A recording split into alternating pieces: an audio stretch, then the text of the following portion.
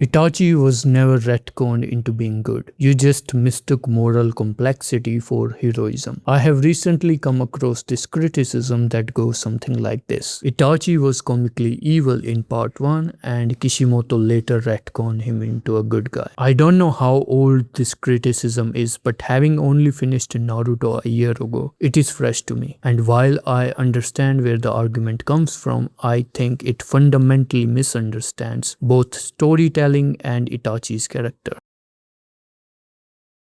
The first issue is that people judge part 1 with the benefit of hindsight. Kishimoto was writing a compelling story and mystery surrounding Itachi's character. Itachi was the biggest unanswered question in Sasuke's life. His true motives were the central twist of the entire series. Of course, Kishimoto had to present him as monstrous, worthy of being an S-rank villain. Imagine if in part 1, Kishimoto had constantly shown Itachi secretly helping people or dropping obvious hints that he was noble. The revelation about him wouldn't have landed nearly as hard as it did. A plot twist only works when the audience is led to believe something else first. A writer deceiving the audience isn't bad writing. That is literally how twists are written.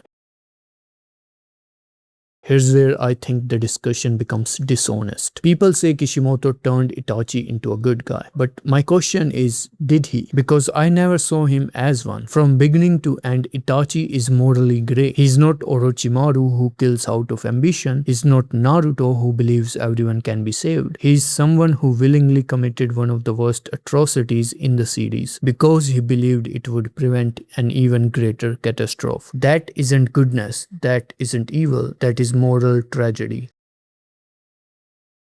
The biggest misunderstanding comes from confusing explanation with justification. Kishimoto explains why Itachi did what he did. He never asked you to celebrate the massacre. Understanding a person's motives isn't the same as declaring them morally innocent. This is where philosophy becomes useful. Judge Itachi through consequentialism and he can appear heroic. He sacrificed hundreds to save thousands. The ends justified the means. Judge him through deontological ethics and he committed an unforgivable crime. Murdering innocent civilians, including children, cannot be justified by any outcome. Neither framework fully captures him, and tellingly, neither does Itachi himself. During the Fourth Great Ninja War, he admits his greatest mistake wasn't simply the massacre. It was believing he had to bear everything alone. He acknowledges he should have trusted others instead of deciding everyone's fate by himself. That is not Kishimoto saying Itachi was right. That is Kishimoto showing that even Itachi recognizes the flaws in his own worldview.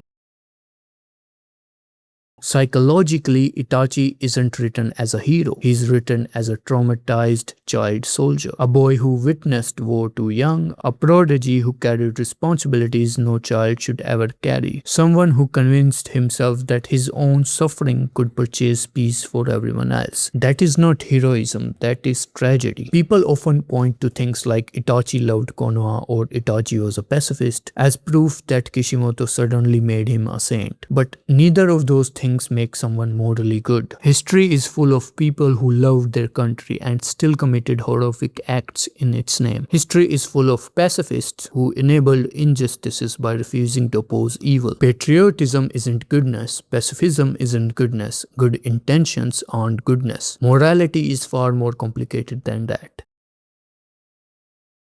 The irony is that the people claiming Itachi was retconned often create the contradiction themselves. They first place him into the good guy category because they sympathize with his motives. Then they look back at part 1 and say, wait, this doesn't match. Of course it doesn't, because Itachi was never meant to fit into the good guy category in the first place. The contradiction exists because the audience created it, not Kishimoto. Kishimoto never wrote Itachi as a conventional hero. He wrote someone who loved deeply yet traumatized his own brother, someone who sought peace yet committed genocide, someone who hated violence yet became one of history's greatest killers. Every virtue within Itachi exists alongside a moral failure. That isn't inconsistency, that is complexity. Trying to label Itachi as simply good or simply evil strips away everything that makes him compelling. He isn't a hero, he isn't a monster. He's a man who made monstrous choices for reasons he believed were noble and spent the rest of his life carrying the weight of those choices. Calling that a retcon says far more about our need to divide characters into heroes and villains than it does about Kishimoto's writing. Itachi was never retconned into being good. He was always written to exist in the uncomfortable space between good and evil.